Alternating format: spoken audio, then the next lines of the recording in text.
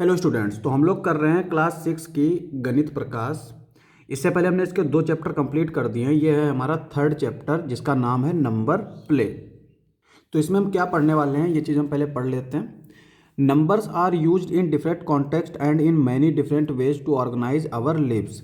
We have used number to count and have applied to basic operations of addition, subtraction, multiplication and division on them to solve problem related to our daily lives.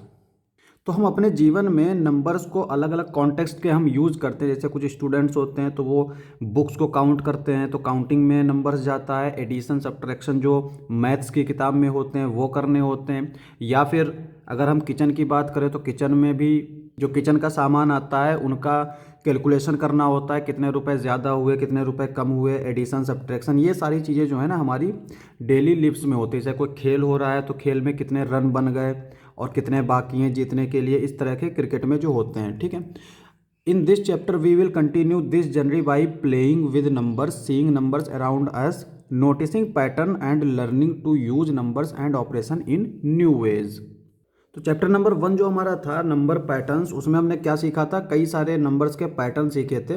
यहाँ पे हम लोग number के operations और उनका use सीखेंगे। ठीक है, तो यहाँ पे कह रहा है कि think about various situation where we use number, list 5 different situation in which numbers are used, see what your classmate had listed and share and discuss. देखो यहाँ पे कह रहा है कि 5 सिचुएशन लिखो जिसमें नंबर्स यूज होते हैं और ये पूरी क्लास को अलग अलग लिखना है। तो फिर उनके बाद में अपने जो फ्रेंड्स हैं उनको देखो कि उन्होंने क्या लिस्ट किए हैं, तुमने क्या लिस्ट किए हैं। डिफरेंट डिफरेंट आए होंगे ना, तो कई सारी चीज़ें पता चल जाती हैं कि हम नंबर्स को कहाँ कहाँ यूज़ कर सकते हैं।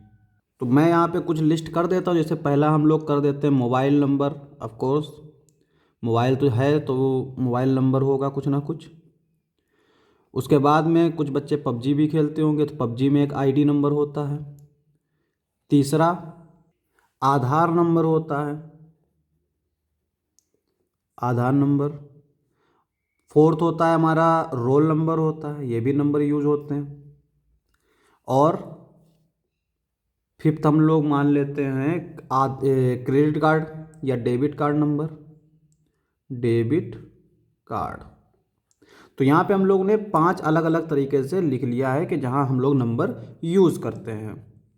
अब हमारी है पहली एक्सरसाइज, पहला topic, number can tell us things, what are these number telling us. तो नंबर हमें चीज़ें बताते हैं, तो यहाँ पे क्या नंबर ये हमें बता रहे हैं। Some childrens in a park are standing in a line, each one says a number. तो यहाँ पे कुछ बच्चे हैं जो पार्क में लाइन से खड़े हुए हैं और सबने एक एक नंबर बोला। मतलब किसी ने रैंडमली 0 1 2 के बीच में कुछ भी बोल दिया।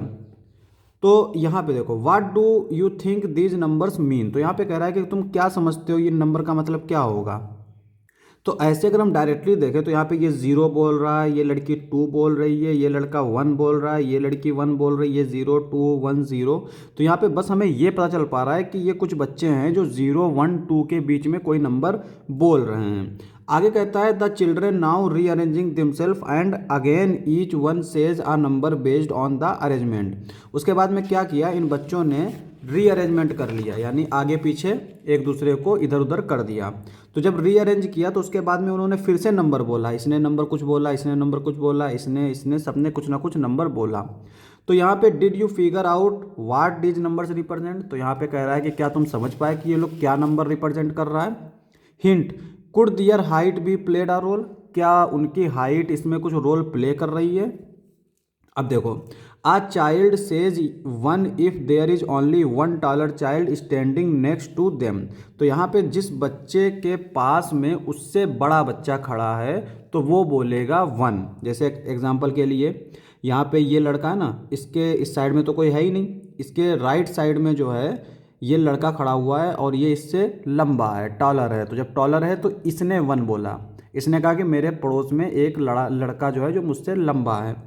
इसके पास में कोई भी लड़का लंबा नहीं है तो इसने 0 बोला। इसको देखो, इस लड़की से ये लड़की भी लंबी है और ये लड़का भी लंबा है। तो इस लड़की के लिए ये दोनों लंबे हैं तो इसने 2 बोला। ठीक है, तो ये जो है ना बच्चे किसी को बता रहे हैं कि मेरे पड़ोस में कितने टॉलर खड़े हैं। ये लड़की है, इसके दोनों तरफ दोनों बड़े बड़े हैं तो इसलिए इसने 2 बोला। अब ये जो लड़की है इसके इधर भी ये छोटा है और राइट साइड में तो कोई है ही नहीं, तो इसलिए इसने 0 बोला। यही चीज़ यहाँ पे कह रहा है। A child says 2 if both the children standing next to them are taller. A child says 0 if neither of the children standing next to them are taller. That is each person says the number of taller neighbor they have. तो यहाँ पे यही बताना चाह रहा है कि हर बच्चे के ऊपर जो नंबर है, ये जो नंबर बोल रहा है, ये यही बोल रहा है कि इसके पास में कितने टॉलर लोग खड़े हैं। तो इसके पास में सिर्फ एक खड़ा है तो इसने इसलिए 1 बोला। इस लड़की के पास 2 टॉलर लोग खड़े हैं तो इसलिए इसने 2 बोला। अब यहाँ पे देखो, try answer the question below and share your reasons. तो यहाँ पे कह रहा है कि ये जो नीचे हमारे क्वेश्चंस दे रखे हैं इनके आंसर दो और उनका रीज़न भी दो।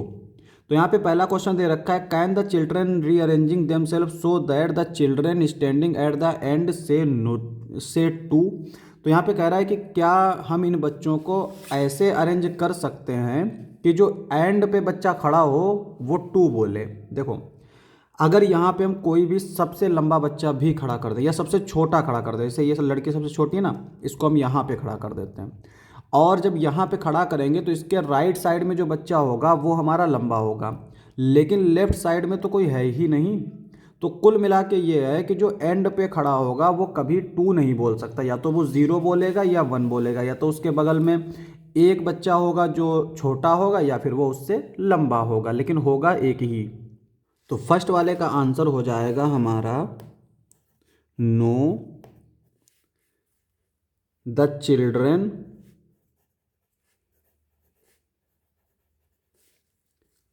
Eight the and. तो जो चिल्ड्रन एंड्स पे हैं, पेन से लिखता हूं नहीं तो ये चमकेगा नहीं, ऑफ द लाइन,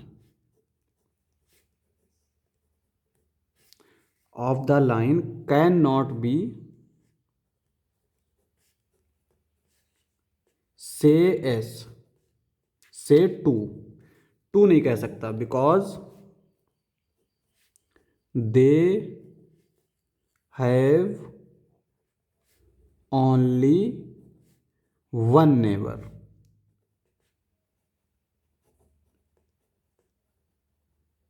ठीक है, तो कोई भी बच्चा जो एंड पे होगा वो 2 नहीं बोल पाएगा क्योंकि उसके पास एक ही नेबर है।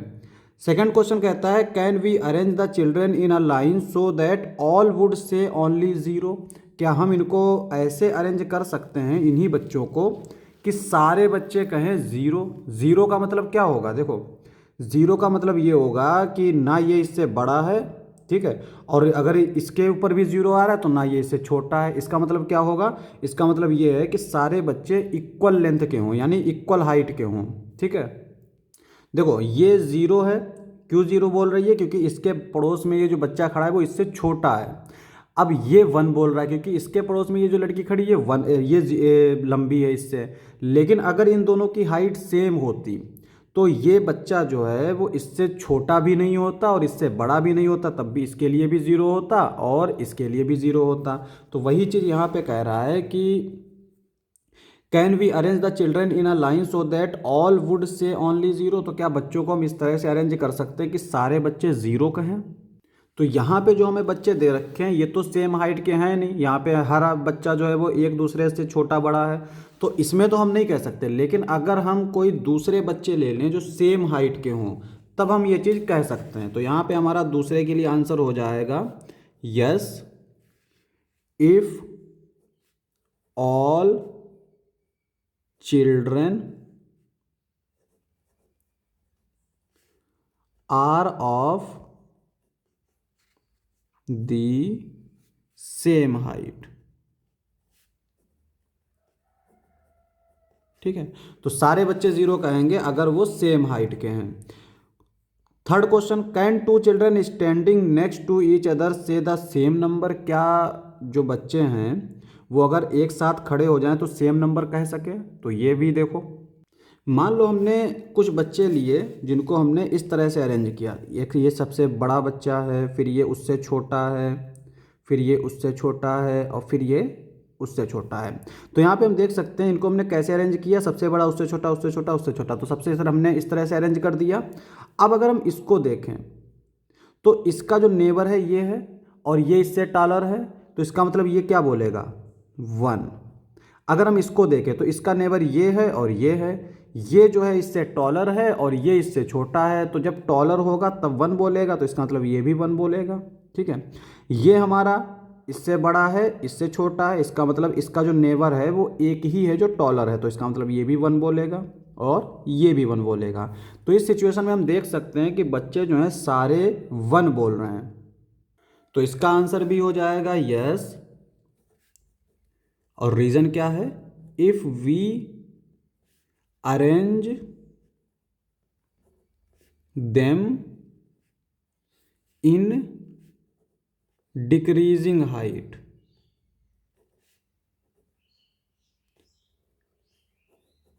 ठीक है, तो हम उनको अगर डिक्रीजिंग हाइट में अरेंज करेंगे तो हर बच्चा जो है वो एक ही नंबर बोलेगा। फोर्थ पार्ट देखो, there are 5 children in a group all of different heights. 5 बच्चे हैं एक ग्रुप में और सारे लोगों की हाइट अलग अलग है। Can they stand such that 4 of them say 1 and last one से 0 वाई और वाई नॉट। तो यहाँ पे कह रहा है कि सारे बच्चे 1 बोले लेकिन लास्ट वाला 0 बोले। अगर ऐसा हो सकता है तो क्यों हो सकता है और नहीं हो सकता क्यों नहीं हो सकता। तो देखो, जैसे ये हमने थर्ड वाला किया था, इसमें इसके लिए 0 आएगा। हमसे उसने कहा था कि 2 बच्चे जो हैं, ये देखो 2 children standing next to each other say the same number, तो हमने इन 2 बच्चों को ले लिया। यहाँ पर ये दोनों नंबर सेम कह रहे हैं, लेकिन ये 0 कहेगा क्योंकि इसके पड़ोस में कोई भी बच्चा ऐसा नहीं है जो बड़ा हो।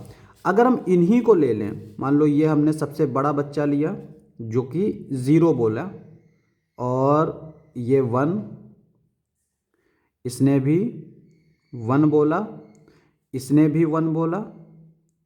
अब 5 बच्चों की बात कर रहा है तो हमने एक बच्चा ले लिया जो इससे बड़ा है। ठीक है, इस तरह से। तो अब यहाँ पे ये क्या बोलेगा 0।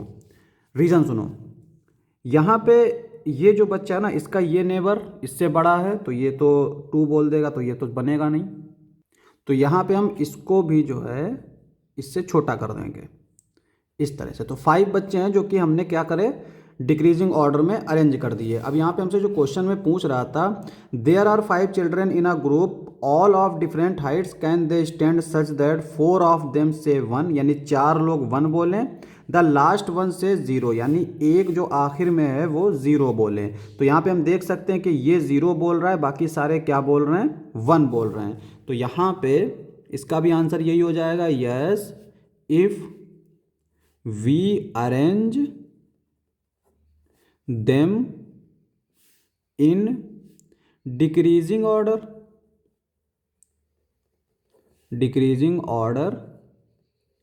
4 will say 1 and last one is say 0। तो लास्ट वाला जो है वो 0 कहेगा। तो यही हमारा इसका आंसर हो गया। अब फिफ्थ वाला पार्ट देखो, क्या दे रखा है, for this group of 5 children is the sequence 1 1 1 1 1 possible. तो यहाँ पे कह रहा है कि क्या इन 5 बच्चों के लिए, ये जो ऊपर 5 बच्चे हैं, क्या 1 1 1 सीक्वेंस पॉसिबल है। तो यहाँ पे देखो, अगर हम लोग 5 चिल्ड्रंस को ले रखे हैं, जैसे यहाँ पे मान लो एक बच्चा है जो सबसे छोटा है। ठीक है, ये कब 1 बोलेगा, जब इसका नेबर इससे बड़ा होगा, तो इसने 1 बोला मान लो। अब ये 1 कब बोलेगा, जब इसके बड़ा नेबर ये होगा, तो मान लो ये 1 बोल रहा है। अब ये 1 कब बोलेगा, जब इसका नेबर बड़ा हो, तो हम मान लेते हैं ये इसका बड़ा नेबर है तो ये 1 बोलेगा। अब ये 1 कब बोलेगा, जब इसका नेबर बड़ा हो, तो हमने इससे बड़ा एक नेबर ले लिया तो ये 1 बोल रहा है। अब ये 1 कब बोलेगा, जब इसका नेबर बड़ा हो, है ना, ये तभी तो 1 बोल सकता है। लेकिन इससे बड़ा नेबर हम ले नहीं सकते क्योंकि बच्चे हमें 5 लेने हैं। तो यहाँ पे देखो 1 2 3 4 5, तो फिफ्थ यही है। तो इसके लिए हमारे पास सिर्फ एक ही नंबर होगा, वो होगा 0, क्योंकि इसके पास कोई नेबर राइट साइड में है नहीं, लेफ्ट साइड में है, तो वो है इससे छोटा। तो इसका मतलब ये हुआ कि हम किसी को भी 5 बच्चों को इस सीक्वेंस में अरेंज नहीं कर सकते जो कि वो सारे के सारे 1 बोले। तो यहाँ पे आंसर हो जाएगा no, this sequence is not possible. तो यहाँ पे ये सीक्वेंस हमारा पॉसिबल नहीं है। If every one say one, it would mean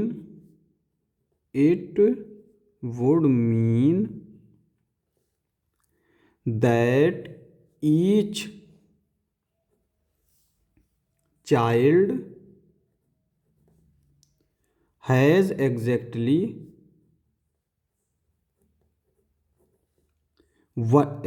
one taller neighbor, one taller neighbor।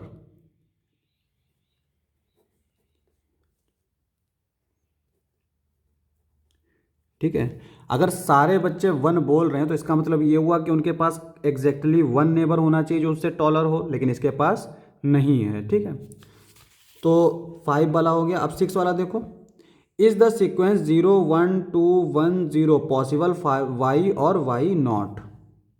तो इसको हम ऐसे ही अरेंज करके देखते हैं जैसे ये दे रखा है। तो हम क्या करते हैं, देखो समझो, यहाँ पे हमने क्या किया, 0। तो 0 कब बोलेगा, मान लो एक बच्चा है जो 0 बोल रहा है। ठीक है, अब ये 0 बोल रहा है, इसका मतलब इसका कोई भी नेबर इससे बड़ा नहीं है। तो इसका मतलब इधर वाला जो नेबर होगा वो इससे छोटा होगा, ये। और ये क्या बोल रहा है, 1। ठीक है, अब यहाँ पे अगर ये 1 बोल रहा है तो इसका एग्जैक्टली एक नेबर होना चाहिए जो भी इससे टॉलर हो, तो वो हमारा ये है। इसका मतलब इसका जो नेक्स्ट हम लेंगे बच्चा वो होगा इससे छोटा। और ये बोल रहा है 2। ठीक है, तो अगर हमने इसको देखा ये 2 बोल रहा है तो इसका एक नेबर ये तो इससे टॉलर है, तो इसका मतलब इसका ये वाला नेबर भी इससे टॉलर होगा। ठीक है, अब ये बोल रहा है 1, तो इसका मतलब ये हुआ कि इसके पास एग्जैक्टली एक नेबर ऐसा होना चाहिए जो इससे टॉलर हो। ये तो इससे छोटा है, तो इससे बड़ा नंबर हमें चाहिए होगा, तो बड़ा जो है बच्चा इधर खड़ा करना पड़ेगा। तो ये आ गया हमारा। अब यहाँ पे ये हमारा क्या बोलेगा, 0, तो 0 ही बोलेगा क्योंकि इससे ये छोटा है और राइट साइड में कोई है ही नहीं। तो इसका मतलब क्या हुआ, ये पॉसिबल है। तो इसके लिए आंसर हमारा हो जाएगा question number 6, yes it is possible. It can be possible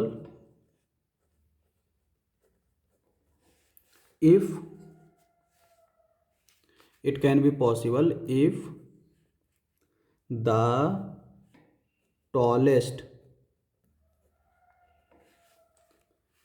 child, जो सबसे बड़ा बच्चा है वो पहले नंबर पे खड़ा हो गया,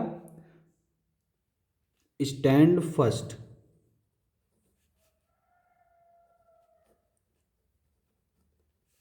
देन द सेकेंड टॉलेस्ट, जो सबसे बड़े वाले से जो थोड़ा छोटा है वो हमारा दोबारा उसके आगे खड़ा हो गया। देखो ये सबसे बड़ा है फिर उससे छोटा, followed by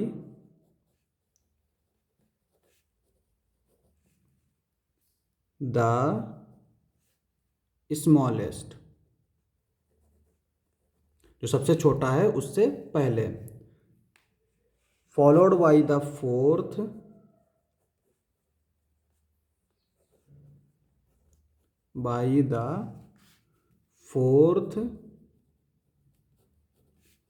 tallest,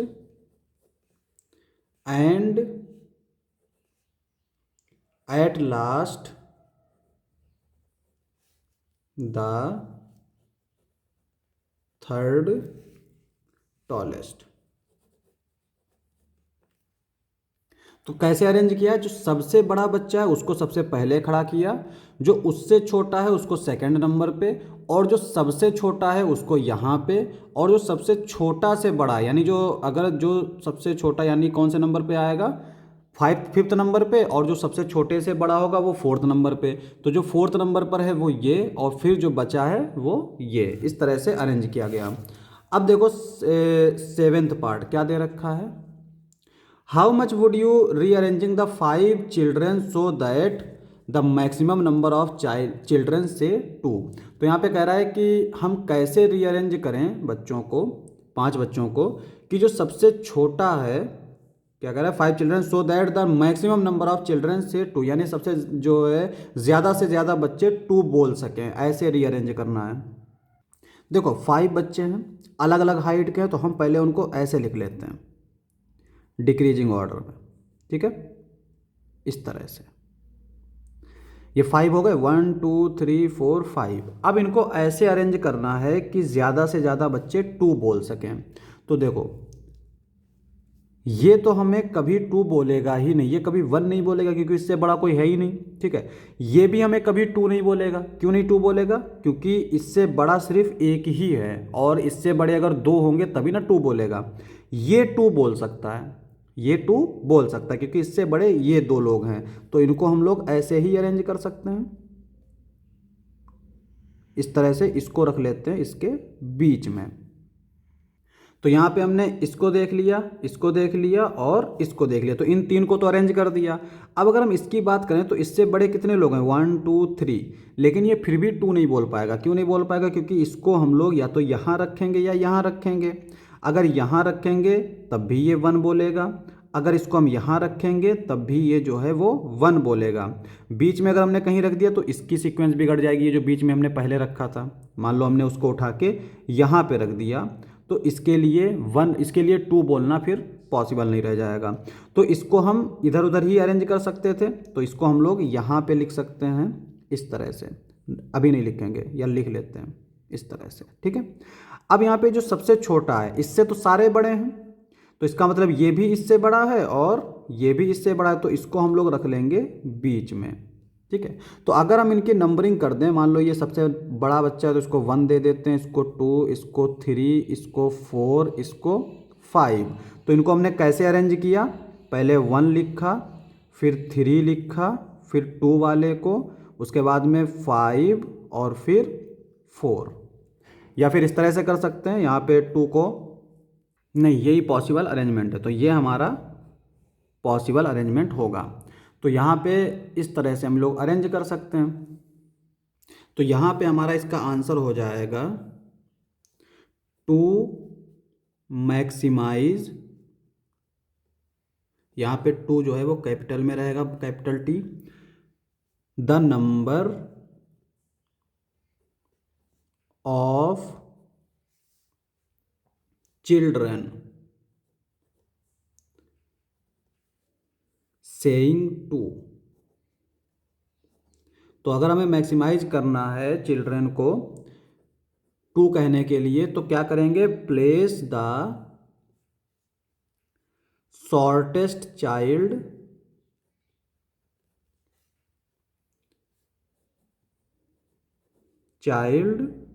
in the middle of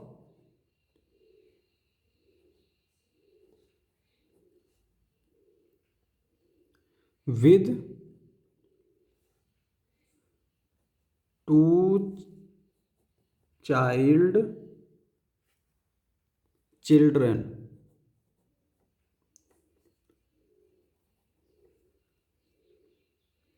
of increasing